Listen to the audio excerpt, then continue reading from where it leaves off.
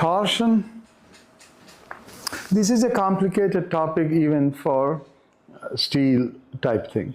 Even though the code has talked about torsion, but at many places they're saying we don't want to do this, do that, that kind of a thing. Therefore, I give a brief summary. You know how a torsion forms in a given member, right? Yes. Okay, good.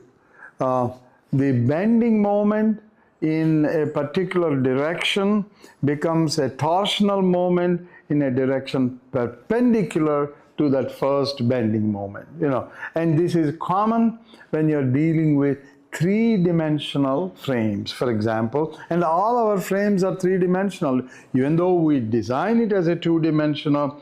Why am I saying that? Because when you are dealing with, especially, of course, it's a complicated joint mechanism, but when you're dealing with two-way shear, you have two-way shear design, you have to be concerned about the stresses induced by torsion acting perpendicular to the bending moment based stresses.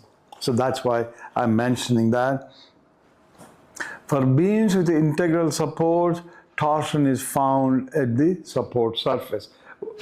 These are just general statements. Unless concentrated torsion is developed, otherwise designed for TU torsion moment at critical section. So where does the concentrated torsion develops? It develops more or less at the junction of a beam column, or in a cantilever type scenario, the cantilever beam bending moment becomes a torsional moment perpendicular to that cantilever, you see? Yes. So those are the kinds of things. And here the design is, we talked about it, again the philosophy is same. The material reduction factor for different kinds of functionalities of a member, bending, shear, torsion, whatever, that product should be higher than the induced values, whether it's bending, shear, axial, or torsion. That's essentially what that tells you. And there are some caveats here. One of them is, we again and again talked about these, so that is, these are the things, we did that yesterday. V sub n as a nominal shear value, and for composite concrete beams, Vn horizontal is given to you. What is a Vn horizontal for a composite concrete? You know what that is? What that is if I have a beam, what is Vn horizontal? That's the question, right? Suppose if I have a T-beam, let's say, that is the depth of the slab. Say this is the depth, this is the beam, this is the slab, and if I look at the cross section of that, it looks something like this.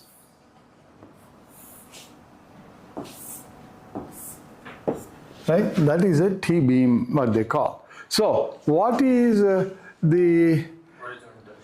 that is the force, horizontal shear,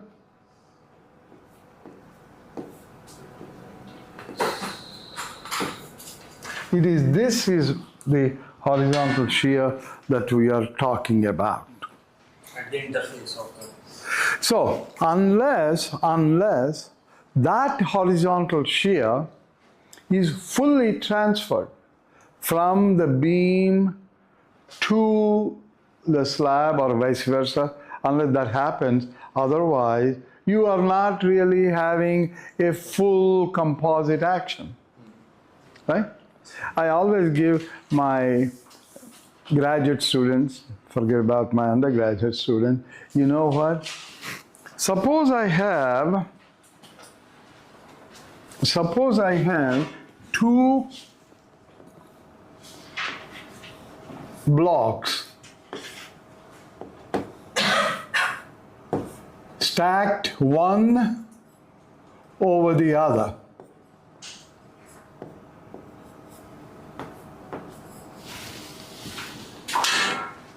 Right? So what is the moment of inertia of that? You know, what is the moment of inertia of the two beams stacked one over the other? You all know it. 8 BDQ. Huh? 8 BDQ. Is it? He said 8 BD cube over 12. Is that correct? That's only partially correct. Why is it correct partially? What he said is correct only and only if you have the horizontal shear transferred from bottom slab to the top slab.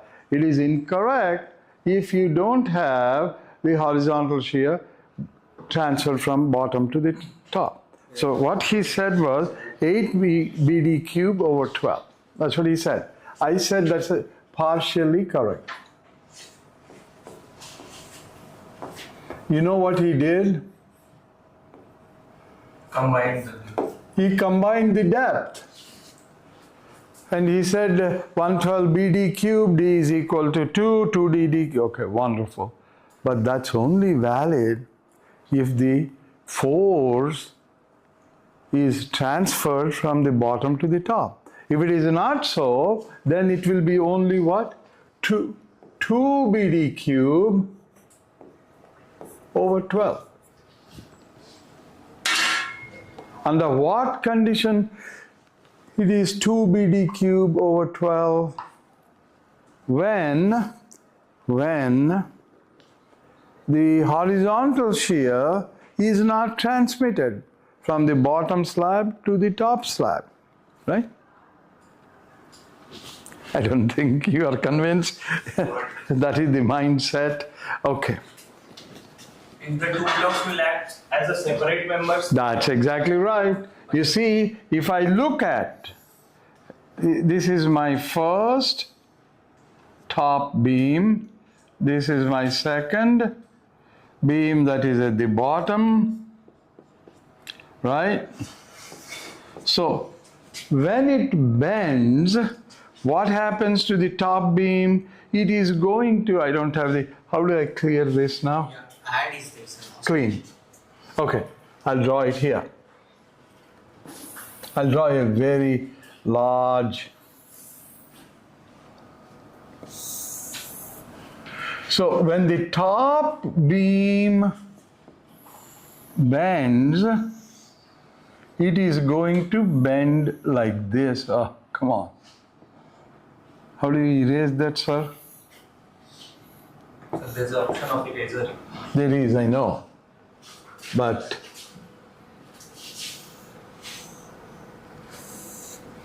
I just want to erase that one.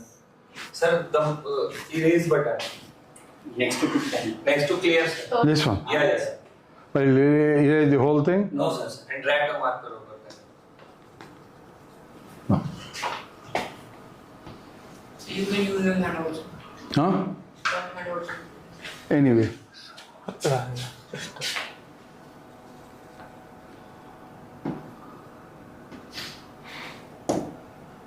Oh.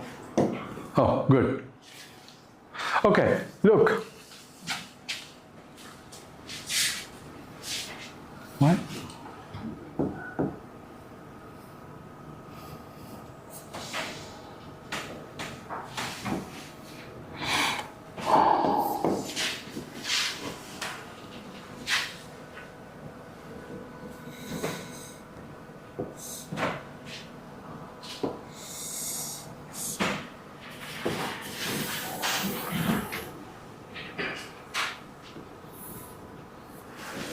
You have a red pen, you want to come over here, use the red color, how you modify that?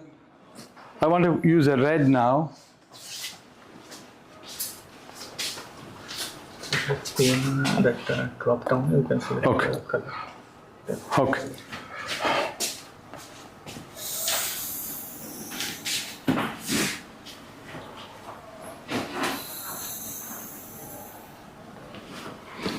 Look at the deflected shape.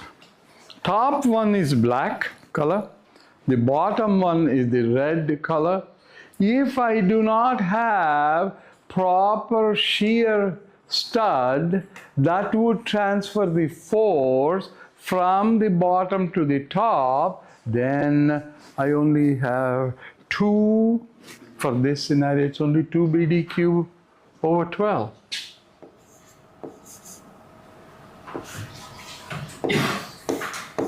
Whereas the other one is 8 BD. So how will I be able to make the red one compatible with the black one? That is the question. How do I make it? By having a shear stud. That is what we are talking about it there. Is everybody convinced about it? So you can dramatically increase the composite action by having a proper shear stud. All those who are looking at the structural composite actions know a good bit about that, right? Okay, that's what we are talking about. So goes from 8 BD cube over 12 to 2 BD cube over 12. Okay, now the question is, if you have a shear stud, you have to ask a question. What is the spacing of the shear stud so that I get a full composite action? Or if the spacing is limited or far away for this stud, you only get a partial composite action. And also it depends upon the penetration. Penetration, and that is where that's what we always like to call stress concentration issue.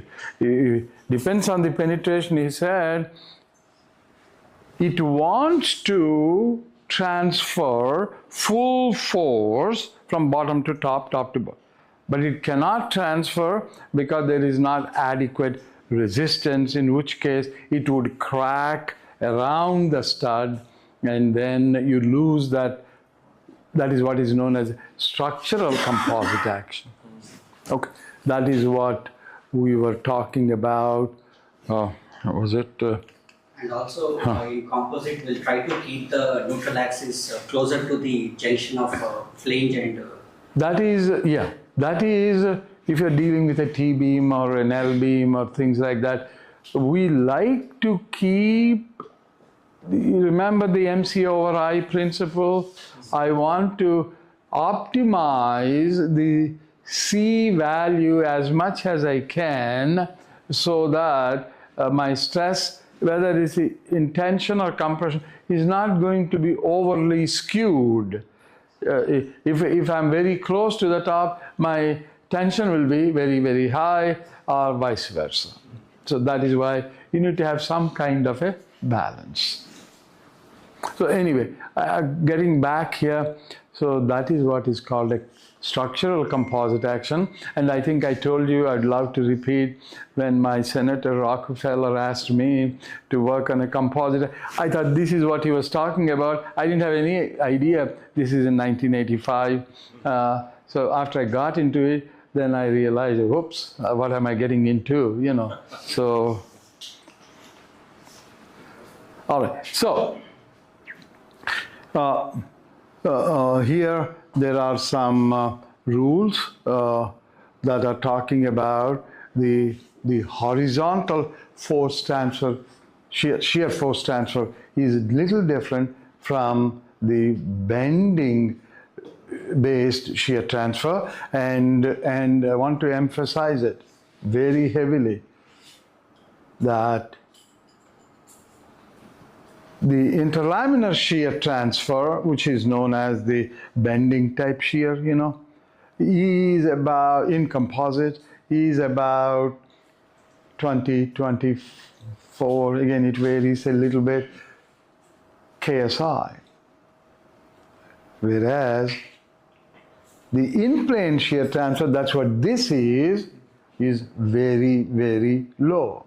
It's about 5 KSI, 4 to 5 times lower. That's where we are having problems of bumping this up. We don't know how to bump it up. That's especially important when you are dealing with joining mechanisms for high pressure pipes. I was able to get a burst pressure for a pipe of the order of 5,500, 6,000. And as I told you, the Saudi Arabians got excited. They called me wanting to do it. I said, I can do the pipe, but I don't know how to do the joint because the joint is only 1100 psi. I tried several things. I really had to spend time. I should take a sabbatical and it's impossible really to focus on doing things if you are doing other items, you know. But you understand the difference now? What is a bending base shear vis-a-vis the in-plane shear? In an in-plane shear, you're doing this. There is a bending base shear, you're doing that. So there are two different things. Yes. And this is the most difficult one. That is why you can never ever use, as of today, the bolts you're talking about, FRP bolt or an absolute no-no.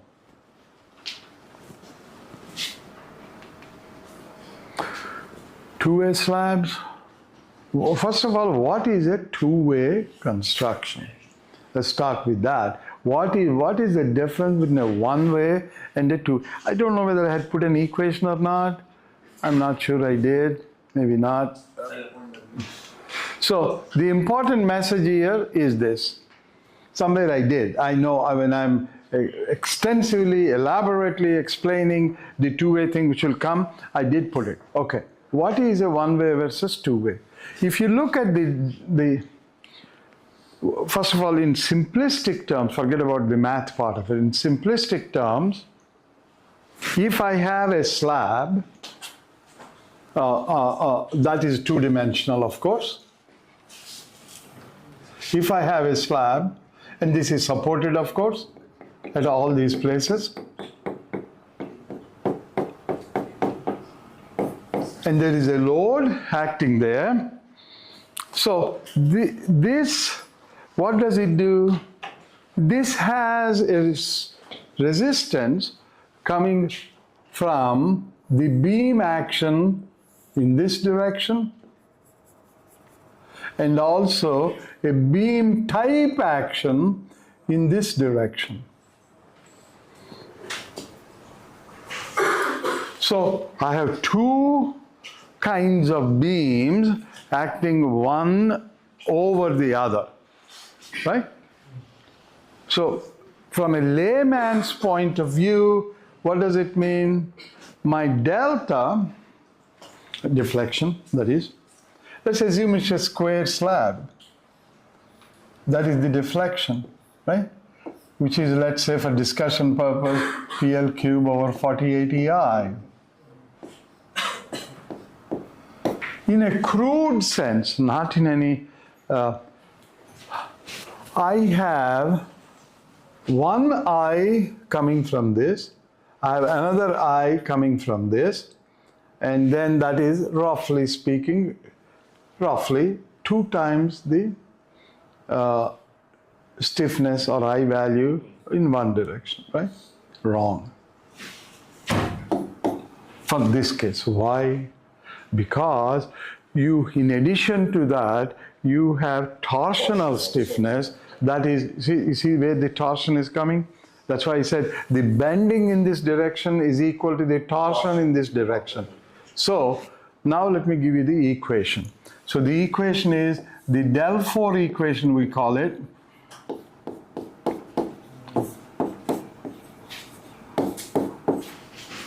That is the del 4 equation. That accounts for, okay, let me expand this perhaps. This is a partial differential equation.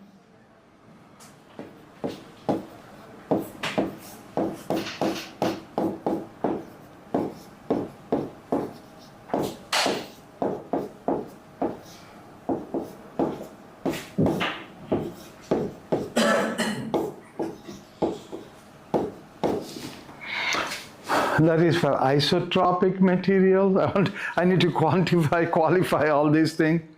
That's called a L10 equation. Okay? Look, don't feel bad if you think that.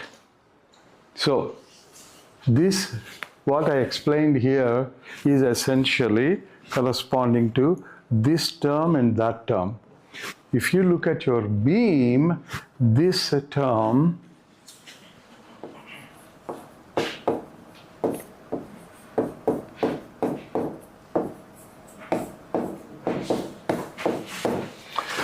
so there's a lot of similarities between these two. For almost 100 years or 70 years, the quote-unquote great mathematicians could not figure what this coupling term was. So they used to think this plus that is this. They never get the right answer. Then suddenly, not too long ago, meaning late 1800, they figured out there is a coupling term, which is this one. That is the torsional effect. So don't feel bad if you think you didn't figure that out. So that is why the concrete guys always want to do the test, see what's happening. That's the, so it is that. So what we are saying here is this gives you the two-way action, this gives you the one-way action. So the two-way action effect is approximately, well, I didn't define it. D is essentially like your EI. Not exactly, but something like that, you understand. So it is what we call plate stiffness. ET cube, oh, I cannot write with this thing, ET cube over 12, whatever. Okay, all right. So this is the load, the stiffness per unit length. So it'll essentially come back to that. Remember, it'll come back. But we define this per unit. The minute you say per unit length, it's to the power 4, I to the power 4. So that's what you're going to get. There's 1 minus nu there, but that's okay. You got it? Now what does that mean? That means two things, two important things. One is, if my aspect ratio is, of course, any differential equation you have to solve it, set of boundary conditions, all that good stuff. But what this essentially means, if my aspect ratio is very, very large, like A over B, call this as A, the other as B. So if my aspect ratio is B over A or A over B, is very large, this collapses down to that. Okay? Now, please, that's one important thing. That the second important thing there is you obviously get maximum stiffness effect, meaning what? Minimum deflection when A is equal to B. You got it? Okay. Square. As a follow-up, the returns of that philosophy diminish once you go beyond B over A as a range of 0.5. Oh, I don't want to say that. In that range. In other words, if you go beyond this range, yes, you find 3%, 5%, but it is ineffective. Beyond. What is ineffective? The plate action. That is what this whole two-dimensional, two-way shear slab theory is all about. Is that clear? So that is the basic. So the rest you don't have to know. You understand what I just said? You don't have to know other aspects, but this is the most critical understanding. So we learned a few very important things today, right? So this is one of those few important items. So the aspect ratio, whenever you deal with a two-way slab, you see where I put two there? People, people can split their hair and question about this range. That's fine, we don't deny that, but this is the range where you get the most buck for the bang. Okay. All right. That is the starting point for a two-way slab phenomenon. And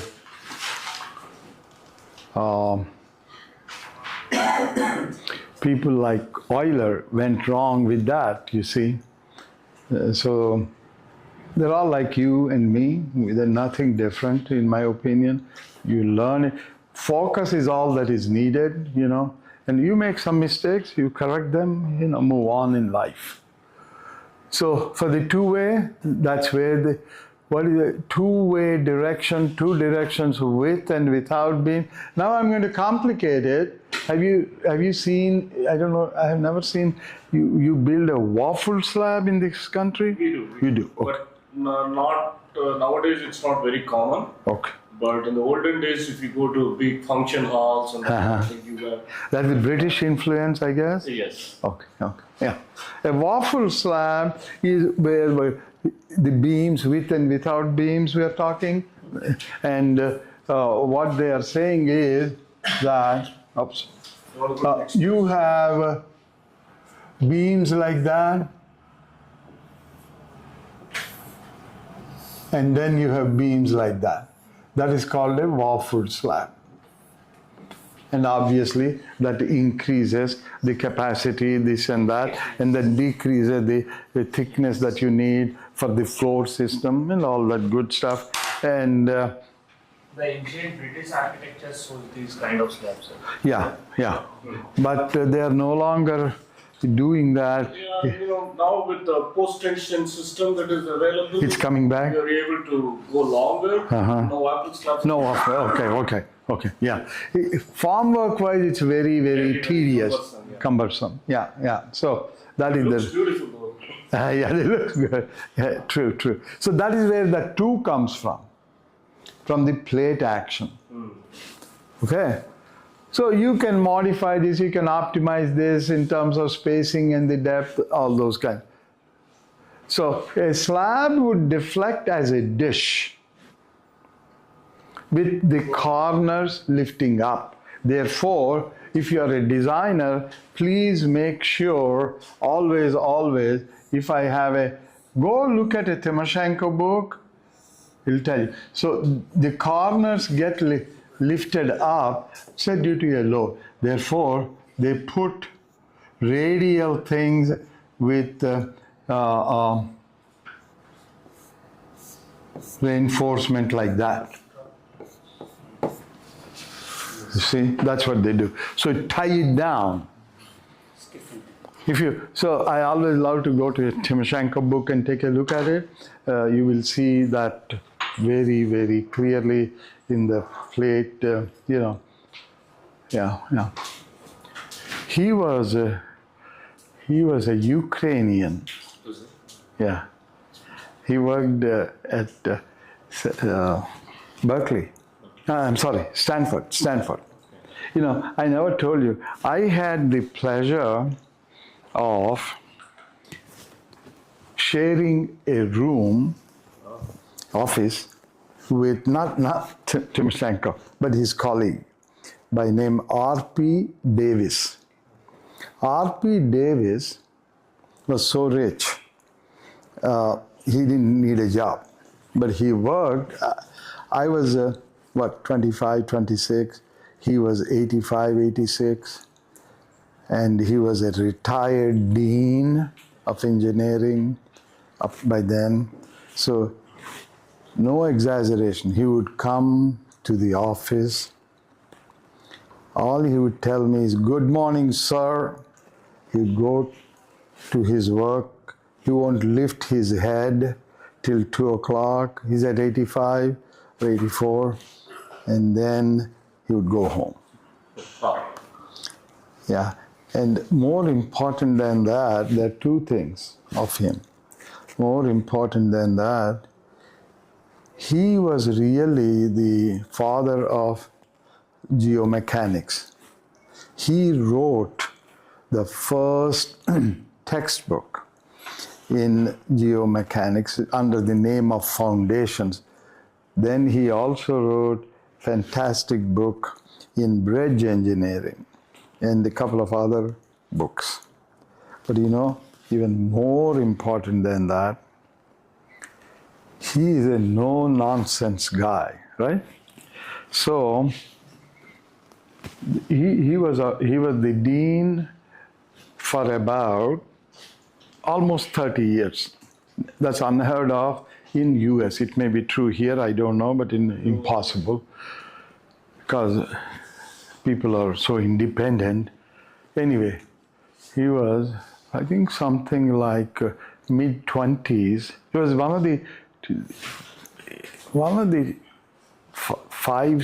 top 5 or 6 who got a PhD, very first PhDs in civil engineering, 1911. And as I said, there were very few PhDs, right? And he was the dean from, as I said, 26, 25 to 1953 or so. So that's about 30, roughly 30 years. My punchline? In roughly beginning of the Second World War, for whatever reason, he was fired by the state governor. You know what fired means? Kicked out of the job. 3 days later, he was so popular, so good.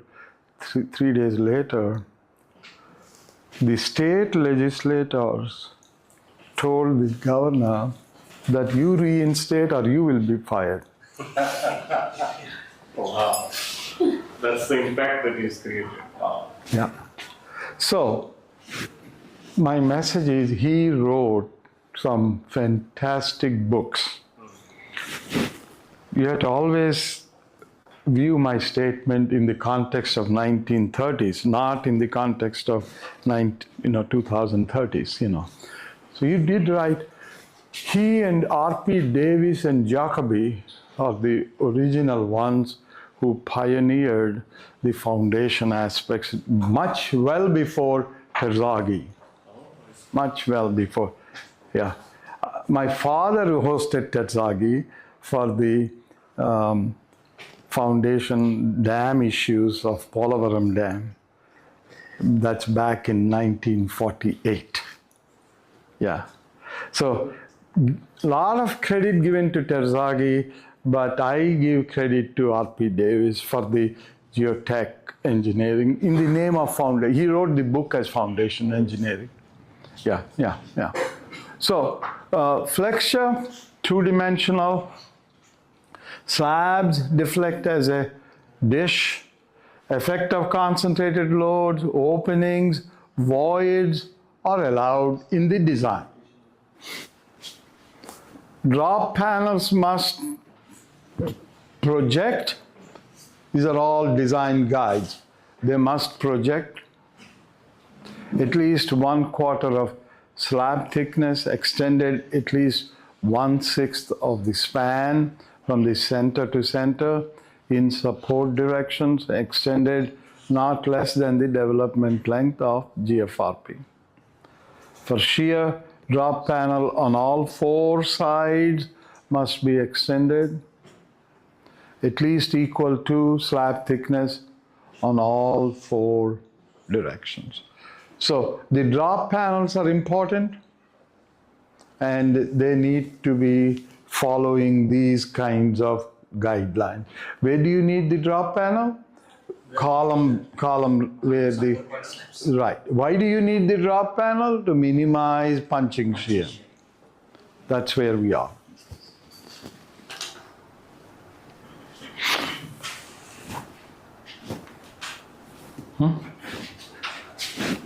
Okay. Then we have two deflections. One is the immediate deflection due to the applied loads. Immediate delta shall be found using the elastic deflection. That's where I gave you this equation, and this is a partial differential equation. Depending on the boundaries, your solutions are going to be different, and you can find that. That's what is called elastic deflection. That's the point. Elastic deflection. Okay. Then that deflection should be found. Please look. What is the I value here? ET cube over 12, 1 minus nu. That is the I value. What is the T value then? Cracked section. Therefore, you used uncracked depth T, not the total depth. So that's the message there.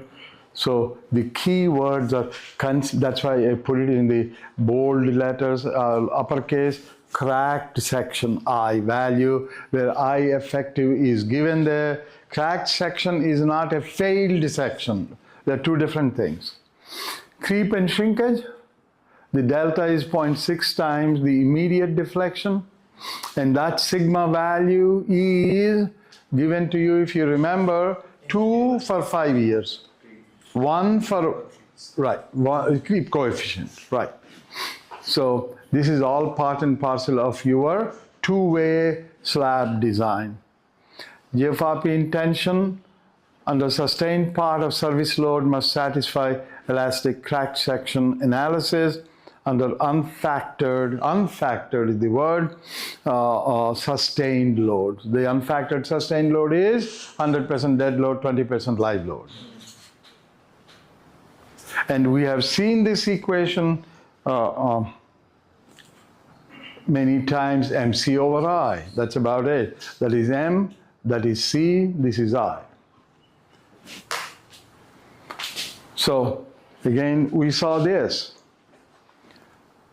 For a tension failure, it is 1.4 rho F. For a compression failure, 6 rho F. Required strength shall be found as per load combination.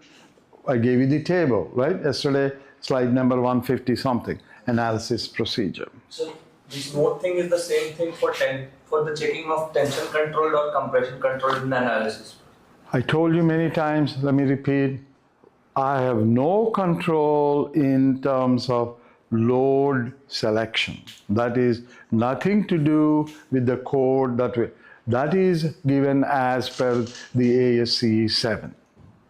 And the two strength concern, that is tension controlled and Both. And with the serviceability, It's also the same. As far as the load side of the equation, I cannot touch it. Only for both the values. Exactly. On the resistance side, I have all the world's control I want.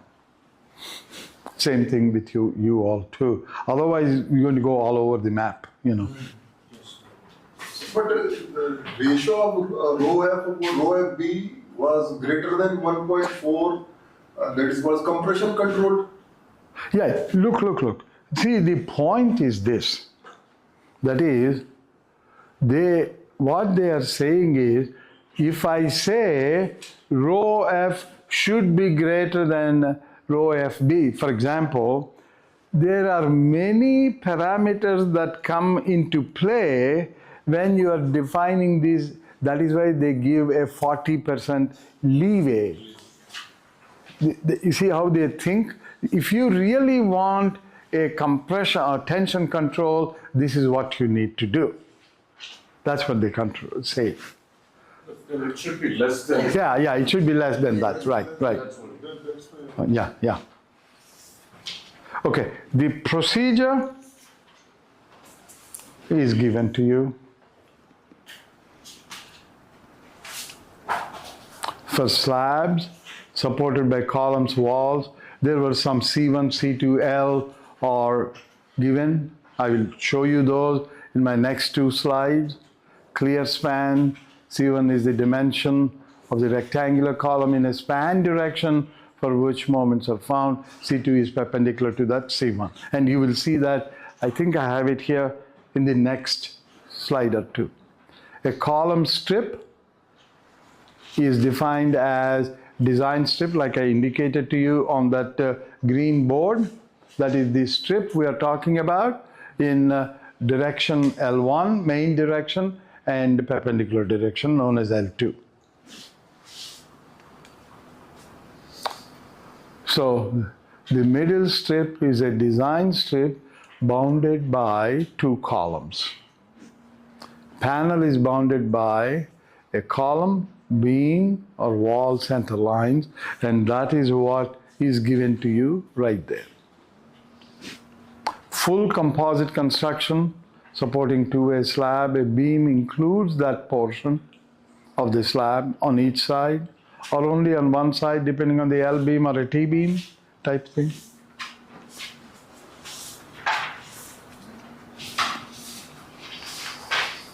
And this is a critical slide. Again, empirical slide, or close to empirical slide. Why is it critical?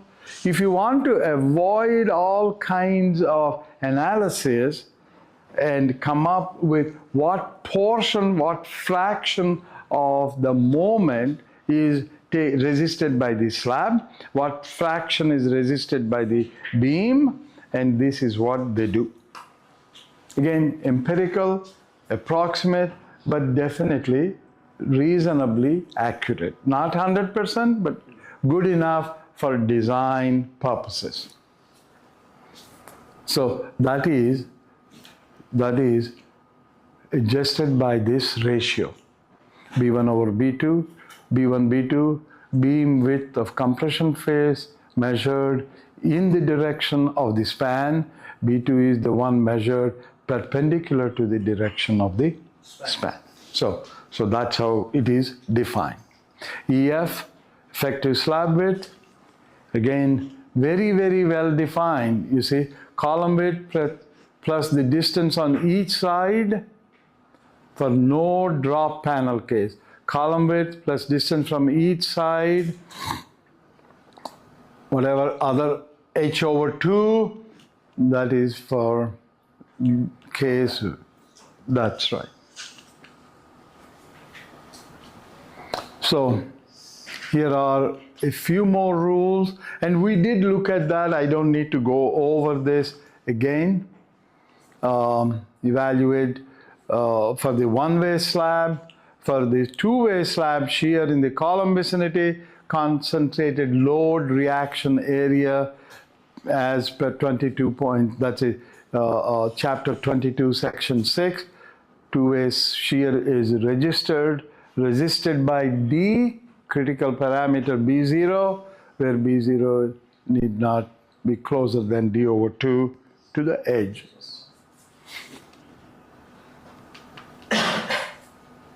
This is the shear factor for a two-way slab. If you remember, that number is 5 for one-way slab action. I don't know how much you remember or not. You remember that? So this is where the subtle difference comes into play when you're designing a two-way versus one-way slab. So that same RF factor that I defined earlier comes into picture, and this is how the shear is distributed in terms of the beam versus the slab. So the factored shear is that factor, that's a non-dimensional factor, times M sub S C, which is assumed to be linear about the center of gravity of the critical section, and this is the one that accounts for the pseudo-torsional effects. That's what they do. I have some questions about this. I don't want to confuse you. I'll leave it as it is. The question really is the following. I will at least raise the question. This is given by the code, not by me. Okay. I have a question. That is, we have in any given column any given area where you are designing or checking for a two-way shear. My question is, if you look at it, I have two different directions for a column that is having or a drop panel that's having columns to the left, columns to the right, columns in the front, columns in the back, right? But they are only considering, I need to ask somebody, maybe I'll ask Dr. Nani, why they're only considering one number. That's question one. The second question is, if they're saying JC, this is, I don't know how many of you know, this is very, very similar to the polar moment of inertia. Not, if you look at it closely, it's not identical, but close. Close. Okay, my question really is, they're using the same JC, but this is not a symmetric equation. Meaning, if I interchange, I have two JCs, right? In theory, I mean, in terms of when you look at a structure, one is in the x direction, or the other is in the, so then why this is not made symmetric? Meaning, if I replace C1 with C2, I should get the other, but I'm not getting that. You see what I mean? Maybe it is close enough, you know, I have no idea. I can justify them with that statement and support them, but I just want you to be aware, but that's not identical when I switch. You can see that there. So they have, this is the chart I'm talking about. So if it is kind of symmetrical, if it's a square column, it will work, no doubt. But if it is a rectangular column, it will not work. But they may have thought this is, you know, why you, I'm going to give you a support argument. I may not agree with it to support them. My guess is they are looking at the primary torsion because this is, where is it? This is the primary bending. You see what I mean? That could be the reason, but again, I don't know that. But in other words, that dominates the other part, they neglected it. That's me talking. I really need to find out if that's the thing. Maybe there's something else. It's not coming to my mind, you know. But actually, when you do it on the orthogonal direction, you do the same exercise. Right. Why they haven't done it, I don't know. Why they are using the same thing for both directions, I'm not clear. Did they miss it, or did they feel this is a more conservative value? I don't know, but you see. So actually, if you look at the moment resting planes will be in two orthogonal directions. So when I design that, I do this independently, and I do this in this. When I do it on this direction, then This becomes a bending. Yeah. Right. Right. Yeah. So I don't know. See, when they are taking the bending in the main direction as the torsion in the perpendicular direction, the nomenclature switches. So when I'm looking at it, see, the struggle here is coming from the simple fact we are idealizing a three-dimensional frame into a two-dimensional frame. That's where the confusion or whatever, or simplicity comes into play. In such an event, my question is, why they should look at both sides. Maybe meaning I have in a 3D frame, I have to, if I'm going to idealize it as a 2D, I have to design the frame swaying this way and also the other way, right? The reason is if it is completely one direction, like say the one side is only 50 feet, the other side is 500 feet, I know I don't have to design it the 500 feet side. But if on the other hand, if one side is 150 feet, the other side is 120 feet, I have to look for both directions.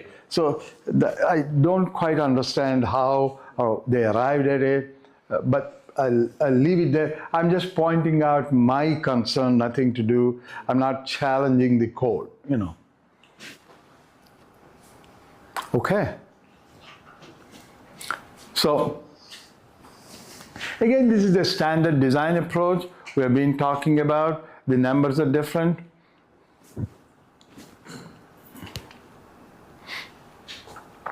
The size factor is given to you there, but the basic philosophy did not change, right?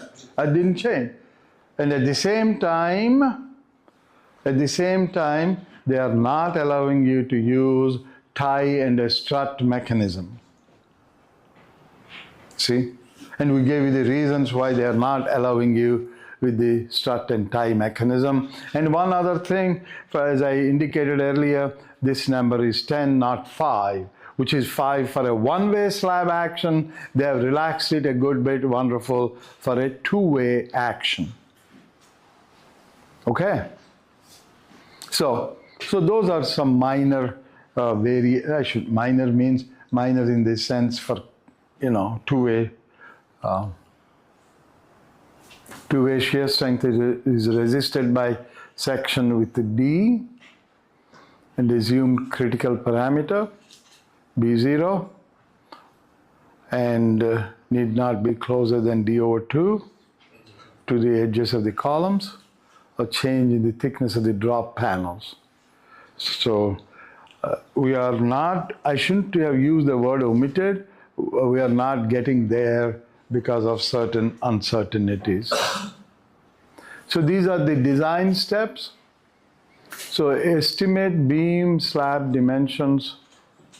Total depth is about 8-10% of the span, which is fairly low. Typically we take about 20%, like L/20, L/16, half of that, Beam width is approximately half the depth. Find factor loads based on structural functions and geographical locations. Find GFRP rupture stress. These are the various steps today. This afternoon you will see when we're going to design a two-way shear computations.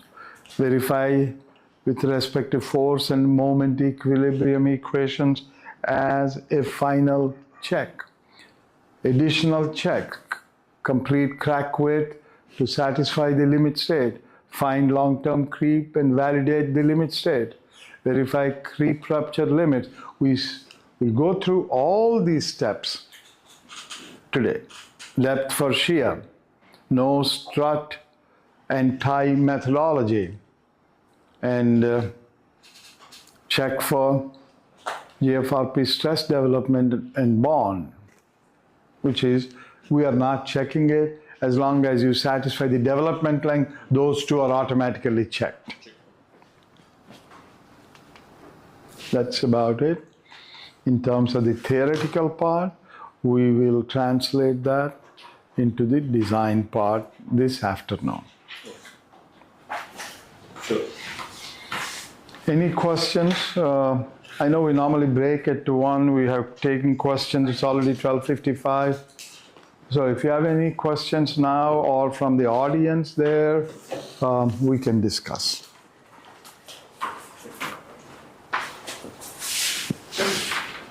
You were saying that we can't use FRP bolts. So you said that due to the in-plane shear not being developed that much, we are not able to use FRP. So can you elaborate on that? Okay. When we talk of a bolt, how does Do you the... want to take a new? Yeah, sure. Clear, here. Aye. So what is a bolt? See, there is a lot to all this in engineering. It's like what is in a name, right? Have you read a book on what's a name?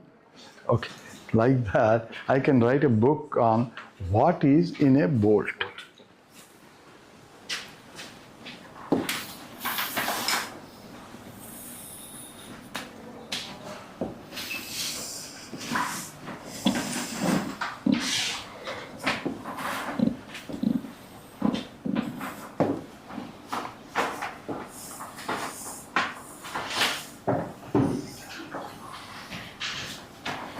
Those are threads.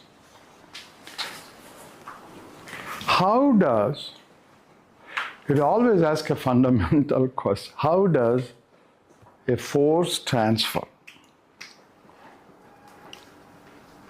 You can, what we do, our construction based convention is that we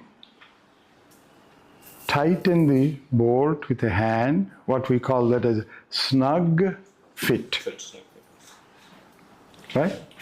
Okay. For the nut. Then one might say, I'm going to turn 3/4 of the 360 degrees of 3/4, 270, or whatever, half a turn, 3/4 turn. So if I do that, what am I trying to do? Actually, why am I trying to make tighten the nut by half, meaning 180 degrees or 270 degrees or 3?